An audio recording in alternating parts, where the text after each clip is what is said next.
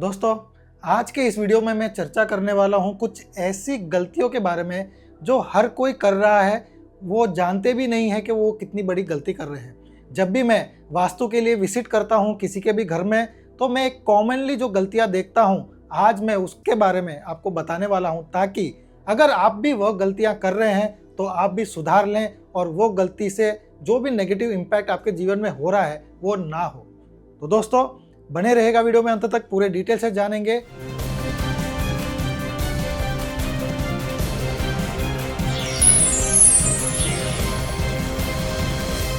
दोस्तों, वास्तु को लेके जब भी मैं कहीं पर भी विजिट करता हूं तो सबसे पहला ध्यान जो मेरा जाता है वो जाता है पूजा घर में। जी हाँ, सबसे प्योरेस्ट या फिर मैं कहूँ जो आपके जीवन में या आपके घर में जो एनर्जी देता है वो देता है पूजा घर। जी हाँ, तो अगर आपका पूजा घर सही डायरेक्शन में ना हो या फिर वहाँ पे कुछ गलती आप कर रहे हो तो उसका इम्पैक्ट सभी परिवार वालों को भोगना पड़ता है। तो इस वजह से इस वीडियो को ज़रूर ध्यान से देखिएगा और देखिए कि कहीं आप कोई गलती तो नहीं कर रहे।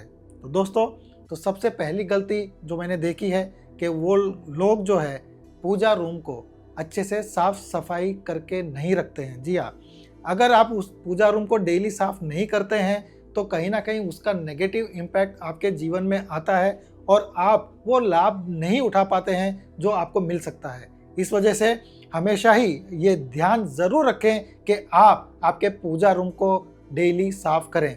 दिन में 2 बार कर सके तो अच्छी बात है, नहीं तो कम से कम डेली सुबह 1 बार तो आप साफ सफाई करके ही जाएं। ये बहुत ही ज़्यादा इम्पोर्टेंस रखता है दोस्तों।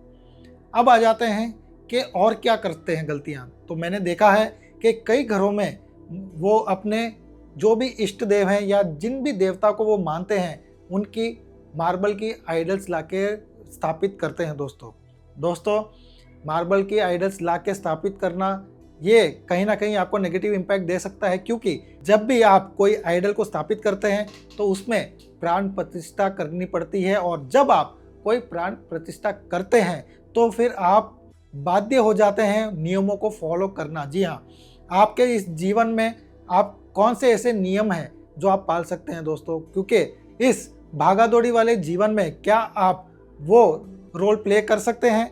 तो दोस्तों, ये आपको देखना है, क्योंकि जैसे ही आप प्राण प्रतिष्ठा करते हैं तो उनका नहलाने का, उनको भोग लगाने का, हर चीज़ का, पूजा का, पाठ का वो नियम जो है वो आप पे लागू हो जाता है। और ऐसा अगर आप नहीं कर पाते हैं फिर तो वो आपको नेगेटिव इम्पैक्ट दे देता है दोस्तों। इस वजह से हमेशा कोशिश करिए कि आप या तो कोई मूर्ति स्थापित ना करें, और या फिर आपको अगर कोई मूर्ति रखनी है तो कोशिश करें कि आप आपके अंगूठे के साइज़ की या उससे भी छोटी मूर्ति आप रख सकते हैं, क्योंकि जब आप ये छोटी मूर्ति रखते हैं तो उसमें प्राण प्रतिष्ठा नहीं होती है, तो फिर आपके ऊपर कोई भी लाइबिलिटी नहीं होती है और आप फ्रीली उसकी पूजा कर सकते हैं। इसके अलावा और क्या दोस्तों, तो मैंने देखा है कि कई सारे पूजा घर में बहुत सी तस्वीरों का रखना, यानी कि एक छोटे से पूजा घर के अंदर आप देखेंगे कि सभी देवताओं को स्थान उन्होंने दिया होता है और उसको एकदम से भर के रख दिया होता है दोस्तों। तो ऐसा भी आपको नहीं करना है। जिन भी देवताओं में आप मानते हैं, जो भी आपके इष्ट हैं, जो भी आपके कुल के हैं, आप सिर्फ उन्हीं की फ़ोटो रख के आपके पूजा घर को जो है थोड़ी सी स्पेशियस बनाइए और उन्हीं तस्वीरों को रखिए जिनको आप ज़्यादा से ज़्यादा मानते हैं। हर किसी की फ़ोटो या हर किसी की तस्वीर वहाँ पे रखना ज़रूरी नहीं है, और अगर आप ऐसा करते हैं तो वो आपको नेगेटिव इम्पैक्ट दे सकता है। इसके लिए अगर मैं एग्जाम्पल के साथ में अगर आपको समझाना चाहूँ तो मैं आपसे एक सवाल करूँगा, क्या आपके घर में अगर एक साथ में 25-30 लोग अगर आ जाएं और आपके साथ में रहने लगे तो क्या आप कंफर्टेबल फील करेंगे? तो दोस्तों, वही चीज़ आपको समझनी है और मंदिर को भी उसी प्रकार से रखना है दोस्तों। जो भी आपके आइडल हैं आपको उन्हीं को स्थान देना है और बाकी चीज़ों को अवॉइड करना है। ऐसा आप करेंगे तो डेफिनेटली आपको उसका फ़ायदा मिलेगा, और अगर आप उस वहाँ पे क्लटर बना के रखेंगे तो कहीं ना कहीं वो आपको नेगेटिव इम्पैक्ट ज़रूर देगा। तो इस चीज़ का भी आपको ध्यान रखना है। और क्या दोस्तों, तो देखा है मैंने कि कई सारे लोग जो है मार्बल का मंदिर लेके आ जाते हैं। जी हाँ, जो मंदिर का जो शेप है उसी शेप का वो मार्बल का मंदिर बनवा के लेके आ जाते हैं, जो कि घर के अंदर रखना नहीं चाहिए दोस्तों। जी हाँ, अगेन यहाँ पे आपको सावधानी बरतनी है और आपको वैसा मंदिर मार्बल वाला नहीं ला के रखना है। अब आ जाता हूँ दोस्तों, यहाँ का लास्ट पॉइंट बता रहा हूँ, लेकिन ये लास्ट पॉइंट जो है वो बहुत ही ज़्यादा महत्वपूर्ण है दोस्तों, क्योंकि ज़्यादातर लोग यही गलतियाँ करते हुए मैंने पाया है। इस वजह से इस पॉइंट को ज़रूर से ज़रूर ध्यान से सुनिएगा दोस्तों, जब भी आप मंदिर बनाते हैं या फिर वो मंदिर को आप पूजा घर को रखते हैं, तो भगवान की या देवता की जो तस्वीर है वो कौन से फेसिंग पे होनी चाहिए। ज़्यादातर लोगों को मैंने देखा है कि वो तस्वीर इस प्रकार से लगाते हैं कि भगवान का या उस देवता का जो चेहरा है वो वेस्ट की ओर होता है और आपका जो चेहरा है पूजा करते समय वो ईस्ट की ओर होता है।